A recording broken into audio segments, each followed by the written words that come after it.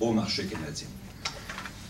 C'est possible parce que les autres pays, notamment les États-Unis, n'accorderont pas d'accès supplémentaire à leur marché laitier. Ils l'ont déjà annoncé que malgré les demandes de la Nouvelle-Zélande et de l'Australie, les États-Unis n'accorderaient pas d'accès supplémentaire au marché américain ou ne faciliteraient pas l'accès au marché américain pour les pays d'Océanie.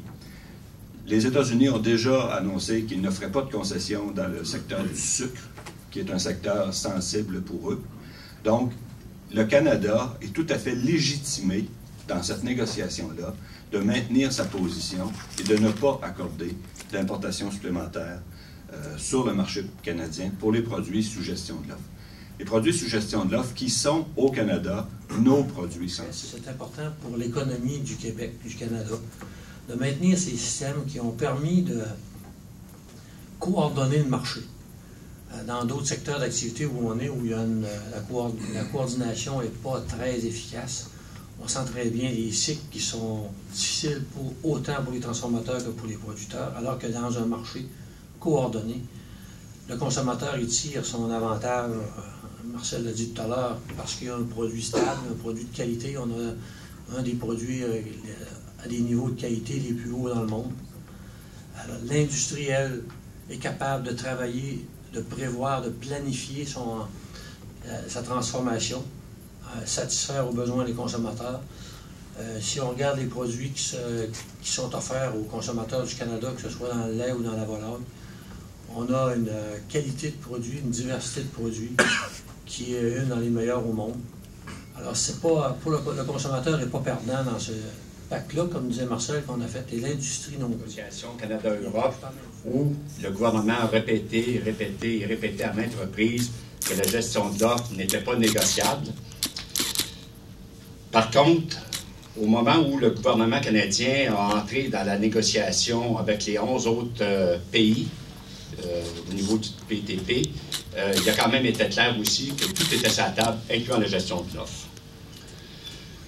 Pour ma part, avant de tout mettre sur la table, je pense qu'il faut être en mesure de mesurer les risques et les opportunités d'un tel geste aussi. Puis une des premières choses, c'est de se rappeler dans un premier temps pourquoi ce système-là a été mis en place, puis est-ce qu'on a encore raison de le maintenir, de le garder en place. J'ai trouvé des réponses sur le site Internet du gouvernement fédéral, en particulier, où on retrouve ses propres explications de sa mise en place, de la mise en place du système de gestion de l'offre et du pourquoi qu'on doit le maintenir. Pour nous, la gestion de l'offre est le meilleur outil pour permettre aux entreprises de transformation comme AgroPure d'investir, de se développer dans un environnement d'affaires qui est prévisible. Nous tenons à ce que ce modèle soit préservé parce que les raisons qui ont justifié sa mise en place à l'époque sont encore tout à fait valables aujourd'hui. Dès que les concessions accordées dans le cadre de l'entente Canada-Europe déstabiliseront notre secteur, alors que la production laitière en Europe est largement subventionnée. Tantôt, on a mentionné le nombre de fermes que ça allait impliquer une entente comme Canada-Europe. Au niveau de la transformation, c'est l'équivalent de fermer 8 usines comme celle dont on possède sur l'autoroute 20 à Saint-Hyacinthe. La gestion de l'offre, parce qu'il s'agit du système le plus juste pour le producteur, pour le transformateur et pour le consommateur. Les récentes interventions du gouvernement à ce sujet témoignent de notre appui inconditionnel à ce modèle. Rappelons qu'il y a moins d'1 an, en juillet 2014 à Winnipeg, parce que Marcel était là, lors de la conférence annuelle des ministres de l'Agriculture, toujours avec le ministre ontarien Jeff Leal au début du mois, nous avons à nouveau demandé au ministre fédéral de l'Agriculture, M. Ritz, qu'il s'assure que l'accord de partenariat transpacifique se négocie dans le meilleur intérêt de nos provinces. Nous étions en effet extrêmement préoccupés par les déclarations du premier ministre du Canada, M. Stephen Harper, faites devant l'Association des municipalités rurales de la Saskatchewan.